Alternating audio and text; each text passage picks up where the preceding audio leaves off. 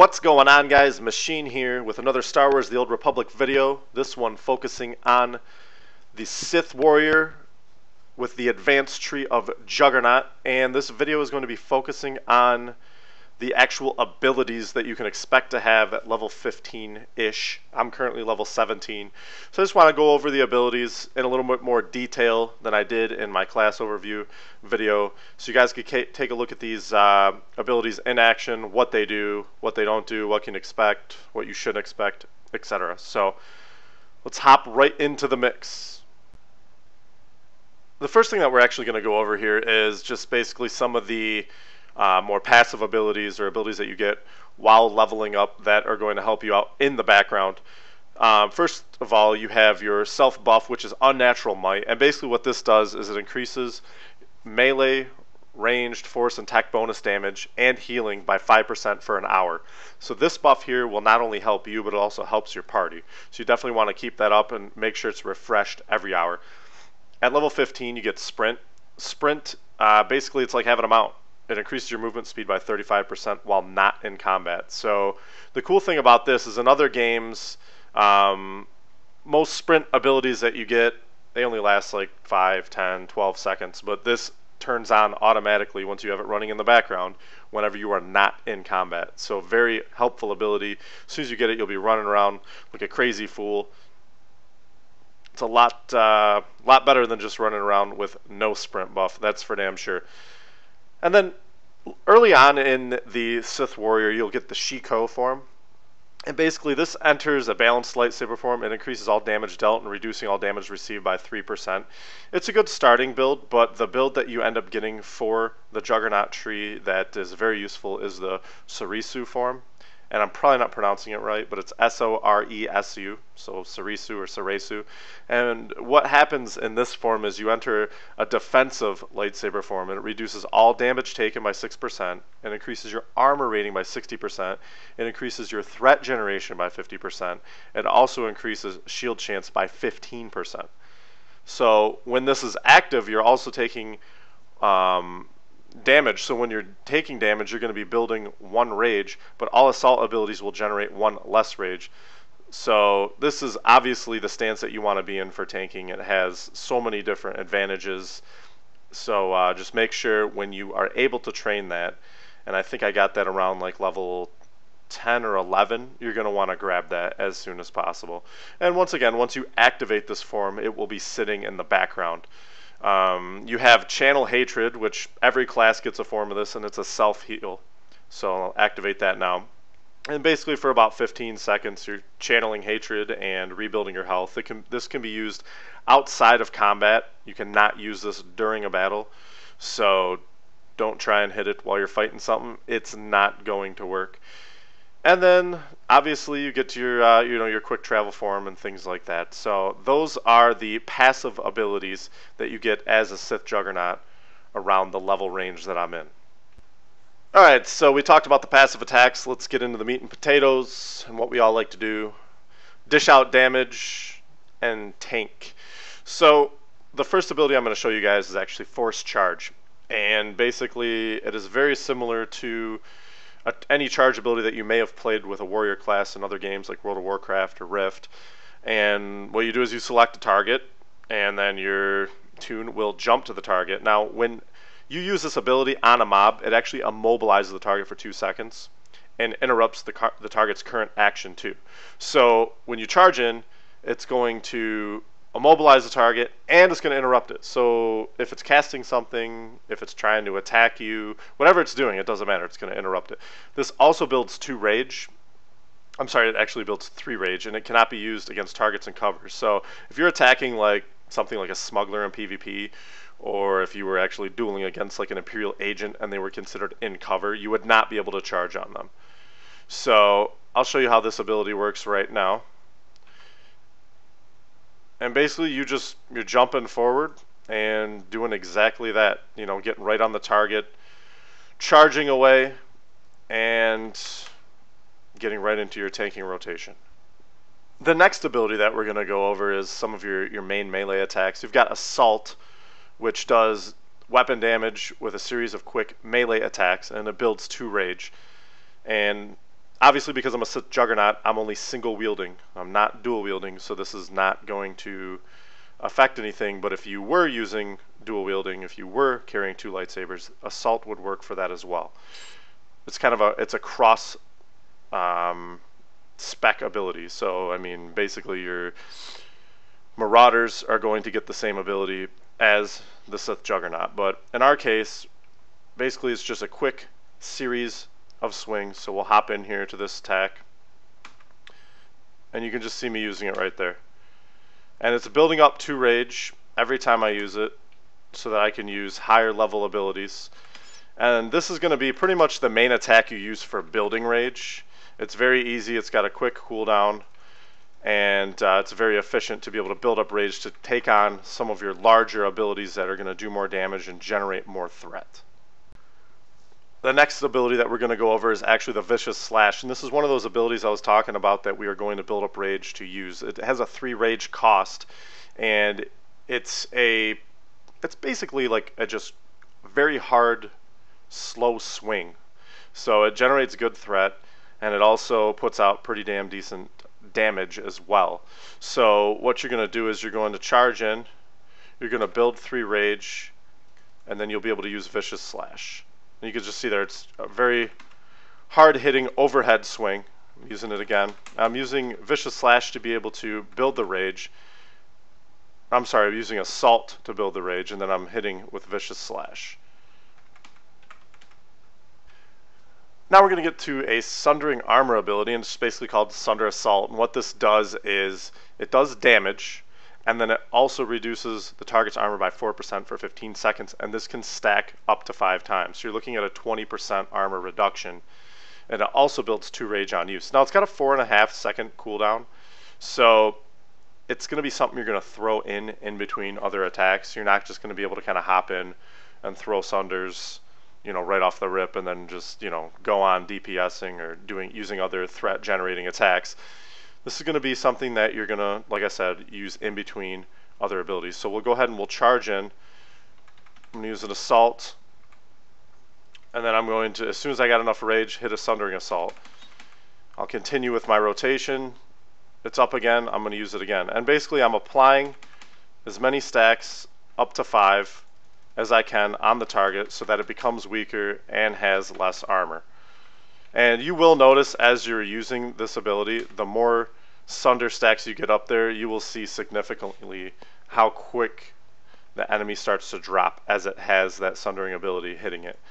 And, you know, obviously in larger boss fights, you'll get up to the 5 stacks, but on these smaller mobs, you probably won't, in most cases, get up to 5 stacks. So you're not going to get that full 20% reduction in armor. But it's going to be something that you're going to want to keep on bosses, and you're going to want to make sure that you're refreshing it within your rotation as well. So definitely a very useful ability, and definitely something, like I said, that you're going to want to keep on the target at all times, as many stacks as you can, so that it does have that armor reduction buff. And a lot of tanks neglect doing this in most games that I've played. They kind of forget about the whole armor sundering deal, and it's just basically knowing your class and making sure that you're playing your class properly so that it benefits the entire group. Because you putting on those sundering stacks, it's not about you DPSing as the tank, and that's something I want to bring up right now. As a tank, even if your class does good DPS, your job is not to DPS. Your job is to hold aggro. Your job is to generate threat.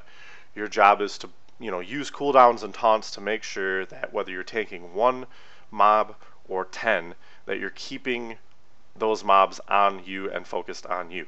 If you're worried about DPS, you're worried about, you know, the meters. I know there's no meters on this game, but I'm just saying in general, if you're worried about numbers, go play a Marauder or go play another DPS class, because that's not what tanking is about.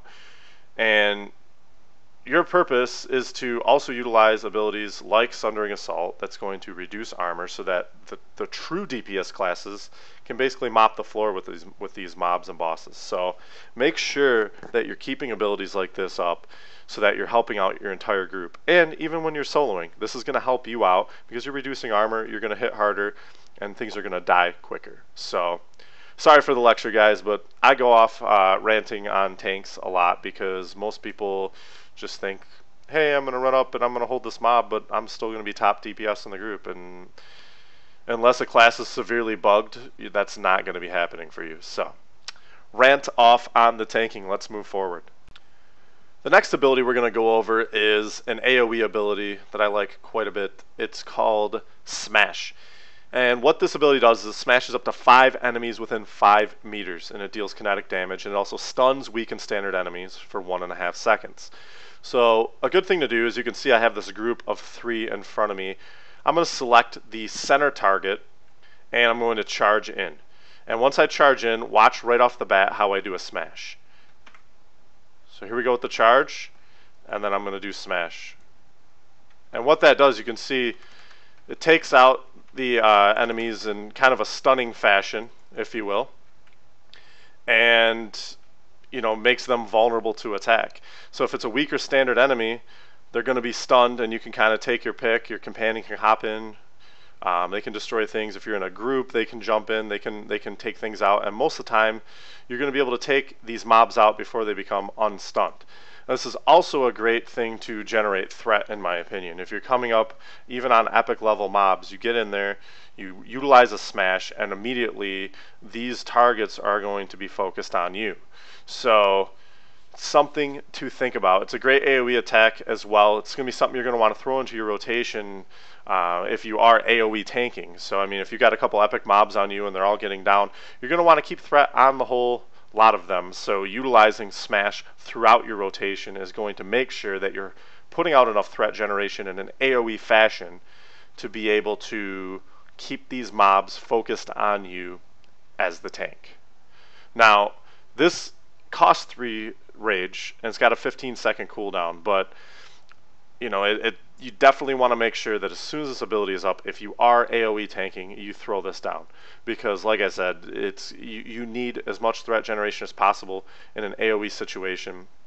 And it's very easy in an AoE situation, tanking in general, for mobs to kind of split off and go another direction, or maybe go after another person in your group that's putting out too much DPS. So make sure you are holding as much threat as possible. And if something starts to get away from you, your smash isn't up, jump over to a taunt. Either use tab to the target, or manually select it and then hit taunt, and that will get that creature back on you. Retaliation is next up on the menu, and what retaliation does is it hits a target for pretty high weapon damage, but it can only be used after a successful melee or ranged defense, and it doesn't respect the global cooldown. So this can pop up whenever. If there's a dodge or parry situation that occurs, this will become available to you. You'll see it light up on your bar, and then you can use it. And this ability cannot be missed, it cannot be parried, it cannot be dodged. So you're definitely going to hit the target with this ability. Now, it's very situational. We'll see if we can get one on this next group pull. So we'll jump in with a charge, and I'll start my rotation. As you can see, it just popped up, and boom, it's like a thrusting forward stab. And this has a 6-second cooldown, so it can be used multiple times in a fight. Let me see if I can get another use out of it. I don't think so. No, the guy's gonna die. But basically, you get the gist idea. It's an ability that can be used when a defensive situation occurs, and it's got a really cool animation, as you could see there in the video. It's stabbed forward, like you're kind of just thrusting your lightsaber right through the foe. It's a very effective attack. It's gonna be something you're gonna wanna use every time it pops up, if available. Because it's definitely going to do more damage, and the more damage you can do, the more threat you can create in the situation. The more threat you create in a situation, the more you're going to be holding a mob. And obviously, the more you're going to be holding a mob, the better tank you're going to be. So, retaliation is the name of the game. Definitely use that ability when it pops up. Once again, it cannot be dodged, missed, or parried. So this is going to be a guarantee hit. And that's why I say use it when it's up, because to generate threat, you need to be hitting. And this is an ability that cannot miss. So use it whenever it is available. I cannot drill that into your head enough. Ravage is the next attack we're going to discuss, and what Ravage does is it performs a series of lightsaber attacks that deal weapon damage over 3 seconds. Now, if it's against a standard or weak enemy, they're also going to be stunned for the duration of the effect. So I'll show you guys how this works here. We're going to charge in, and I'm going to bust one out right off the bat. So you can see it's like a double swing. And it has a pretty hefty cooldown. It's got a 30-second cooldown. So, I mean, it's going to do very high damage. It's a good threat generator. If you're on a single target, it's useful just to kind of hop in, bust that out, and you know it could put out the stun effect depending on what type of target it is. And it's also going to do, like I said, pretty high level weapon damage. So weapon damage equals threat, people. Weapon damage equals threat. The more damage you're going to do, the more threat you're going to have. So I don't know how many times I'm going to say that throughout this video, but that's what you want to be doing, is laying down as much damage as possible to generate threat. Now we went over pretty much, you know, the passive abilities that run in the background. We just went over all the offensive abilities. Let's go over the cooldowns, when they're useful, what you should do, when you should use them, as well as other type of attacks that aren't necessarily physical with like a melee perspective, but might be more of a force level attack. First off, let's take a look at some of the cooldowns. Saber Ward is your cooldown that increases melee and range defenses by 50% and reduces damage taken from force and tech attacks by 25% for 12 seconds. So if you know something hectic's about to happen, this is pretty much a shield wall situation. I'll use it right now. You'll see it pop up. So I've got this bubble around me for 12 seconds, and during this 12 seconds, melee range defenses increased by 50%, reducing damage taken from force and tech attacks by 25%. So if you're hopping in and you know maybe in the beginning of a boss fight it's going to be really hefty damage, you might utilize this right off the bat. And also, you know, cooldowns, just by rule of thumb, are situational. You never know what's going to happen. So popping a defensive cooldown like this during a fight where maybe your off tank went down and you know you're picking up his mobs, or maybe a healer went down and you just need to create a better defensive situation for yourself to be able to help out your other healers in the group to be able to keep up not only you but the group. You know, it's just basically a rule of thumb that you want to be very judgmental when using these attacks. Now the cooldown on this is 3 minutes, so if you're in a large boss fight, don't be afraid to pop this in the beginning, pop this during, or you know, depending, you know, I should say right off the rip, make sure you know the boss strategy, what boss you're fighting, because that's going to depend on when you're going to want to do it, because a boss might rip out a cooldown of his own or some crazy ass attack where you're going to need to utilize this ability more efficiently. But if it's just pretty much a tank and spank with no crazy phases, you know, use one in the beginning, use one in the middle, use one towards the end. Most boss fights, you know, take, you know, obviously more than 5, sometimes 10 minutes. So utilizing this cooldown will help out your healers conserve whatever action they're using, whether it be, you know, a form of mana or force power or whatever, depending on class. And it just is better off for the group because they're going to be able to utilize heals to keep you up more efficiently, as well as heals on the rest of the group, raid heals, etc. So the next one we're going to talk about is Call on the Force. And this calls upon the Force to aid you and your companion, and it finishes the cooldown on Saber Ward, restoring 2% of your maximum health every 3 seconds. So you have to have a companion active to utilize this ability. So if you're in a group and you don't have a companion out, this isn't going to work. But as you can see, I used Saber Ward, and I just popped Call on the Force, and Saber Ward is now available for me to use again. So it knocked down that 3 minute cooldown to nothing. And it's going to give me a small health buff, which is 2% of my max health every 3 seconds. So a very useful ability for when you're soloing or you're in a group where you're able to use your companion. But once again, if your companion is not here, you're not going to be able to use this ability, so don't bother. The next ability we're going to go over is actually called Unleash, and this is basically an ability that removes all in-cap and movement impairing effects on you. So if someone puts a slow or a stun or anything of that nature on you, anything that would in-cap you or impair your movement, you can hit this and immediately those effects will be removed. So basically it's like the human racial in World of Warcraft, or like a PvP trinket in World of Warcraft. If anyone uses any type of effect that's going to mess up your moving or, you know, put you in an in-cap state, once again, this frees you 100%.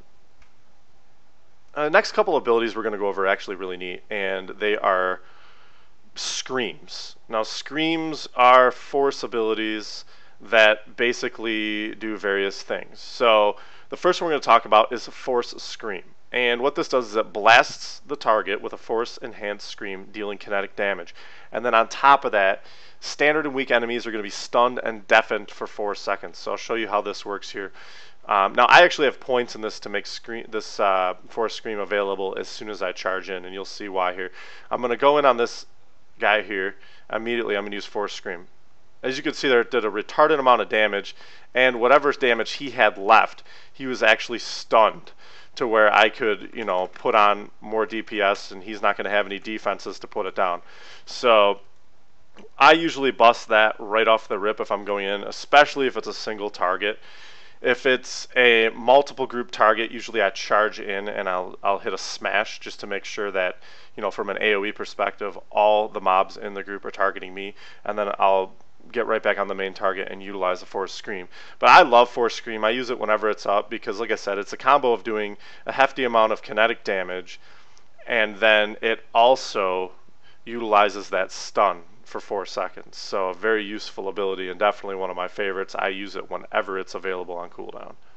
The next scream we're going to go over here is called Chilling Scream, and this basically reduces movement speed on any enemies for 50% for 9 seconds. So it freezes nearby foes. So I'll show you here. I'll hop in and immediately I'll hit that, and you could see as I'm walking back, look how slow they're running. Now this isn't always beneficial in every situation because, as you can see there, the group I attacked were actually blaster heavy group. So I mean, it's really not going to do anything for them unless they start running after me after I'm well out of their range. And to get out of range of a blaster is pretty far. So I would say that Chilling Scream is more beneficial for melee, or against melee I should say. As you saw there, I used Chilling Scream. The melee guys slowed way the hell down, but those other guys didn't even move. They didn't have to. They had blasters and they were shooting me. So it's going to be something you're going to want to use judgment on. Are you coming up against a melee guy? Are you coming up against, you know, range? It's going to be more of a, definitely a more beneficial ability in PvP. You know, when you get in a group full of melee, you can hit that because that is an AoE attack, so it's going to slow everything down in that range. The last ability we're going to go over is Guard. Now Guard is an ability that you can use to benefit another person in your group, and what you do is you guard the target once you select and use the ability, and you have to be within a 15-meter range, but while this is active, the target's going to take 5% less damage and generates 25% less threat. And on the top of that, 50% of all incoming damage from an enemy player is transferred back to you. So this requires the tanking form that I told you guys about before, the Swtor form. Now when I activate this on a group member, you know, basically like the tooltip says, I'm going to be taking 50% of all incoming damage to that character, or to that group member I should say, and it's going to generate 25% less threat. So where's this vital? You can use this on a healer maybe that is, you know, taking on some damage, or maybe an off tank that's not doing too well, and if you have a healer down, you can cast it on the off tank, transfer the damage over to you so that the healers can focus damage on you. Maybe you have, I know in World of Warcraft in my guild, you know, I'm a warrior tank.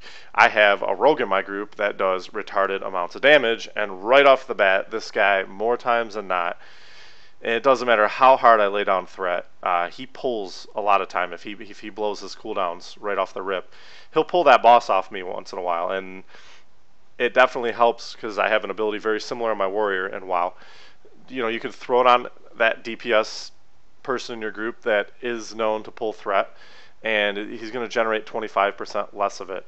So this is definitely an ability that you're going to use to become helpful in your group, and you're going to want to use it on a judgment call.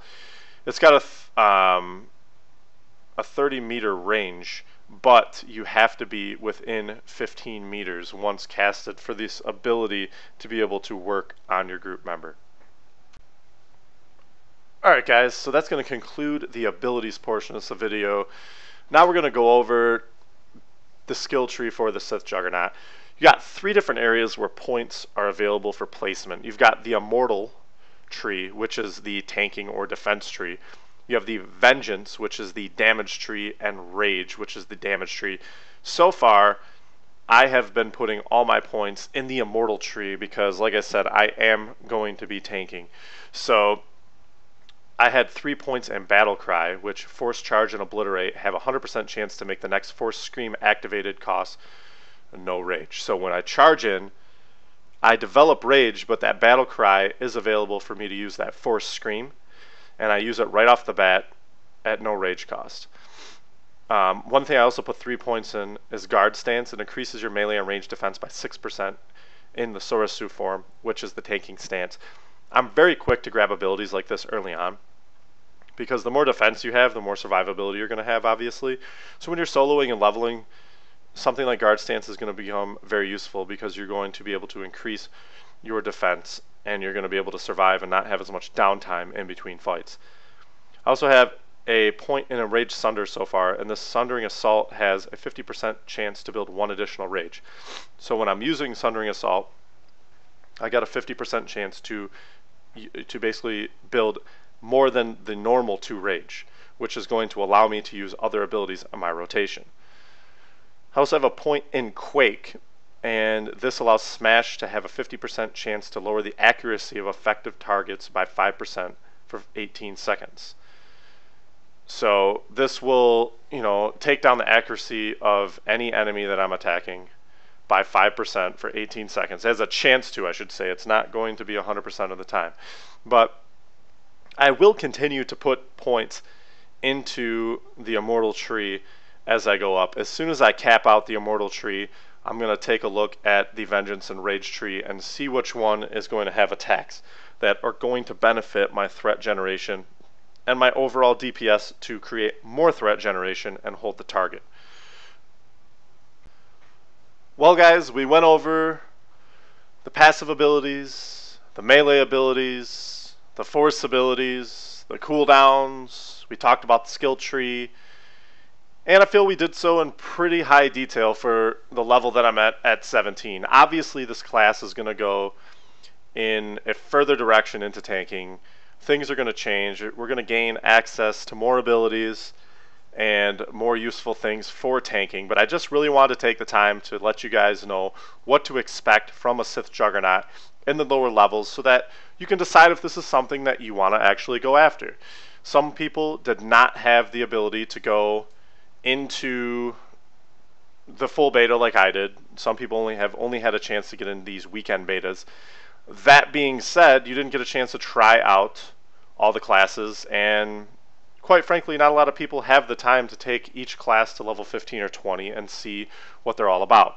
So I will be playing a Sith Juggernaught for sure at release. That has been my decision. I was going to be a bounty hunter tank, but I don't prefer range tanking. I like the melee tanking better. My overall view on this class is I think it's got a lot of strong points from a tanking perspective. Once again, we're only at level 17, so I can't tell you how I feel about it at level 50 until I'm at level 50. But so far, I really think that this class is definitely going to be one of the more dominant tanking classes, and I can see already from some abilities how this is going to be a very fun class to play both PvE and PvP. So I just want to throw out there once again, I want to tell you these opinions I have are just that. They're my opinion. And I know I got some negative comments on my bounty hunter video because some people were just like, well, range tanking's better. Well, it might be. I just didn't like it. So that's why I said at the end of that video I didn't care for range tanking.